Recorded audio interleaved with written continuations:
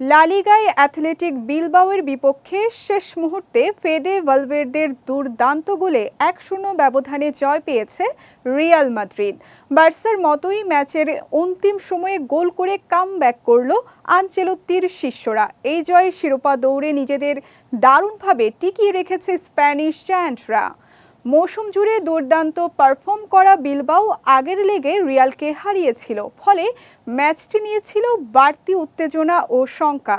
বিশেষ করে এমবাপ্পেবিহীন রিয়াল প্রথমার্ধে তেমন একটা সুবিধা করতে পারেনি, তবে দ্বিতীয়ার্ধে রূপ পাল্টায় রিয়াল, একের পর এক আক্রমণে ব্যস্ত করে তোলে বিলবাও রক্ষণকে।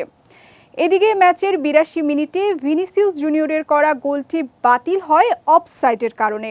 এর কিছুক্ষণ পর বিলবাও বক্সের ভেতর বেলিংহাম ফাউলের শিকার হলে পেনাল্টির আবেদন জানায় রিয়াল, তবে তাদের সেই আবেদনও খারিজ হয়ে যায়। ম্যাচ যখন গোলশূন্য ড্রয়ের দিকেই এগোচ্ছে, ঠিক তখনই যোগ করা সময়ের ৩ মিনিটের নায়ক হয়ে আবির্ভূত হন ফেদে ভালভের্দে।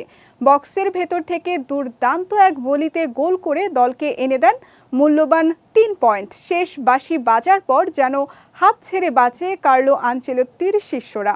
ওয়ালটন আবারও মিলিয়নিয়ার অফারে ওয়ালটন ফ্রিজ কিনে আপনিও হয়ে যেতে পারেন মিলিয়নিয়ার। এই জয়ে শীর্ষে থাকা বার্সেলোনার চেয়ে ৪ পয়েন্ট পিছিয়ে আছে রিয়াল মাদ্রিদ। বাকি ৬ ম্যাচে শিরোপা ধরে রাখার স্বপ্ন এখনও বেঁচে আছে লস ব্লাঙ্কোসদের। আগামী ১১ মে লা লিগায় এল ক্লাসিকোয় মুখোমুখি হবে তারা।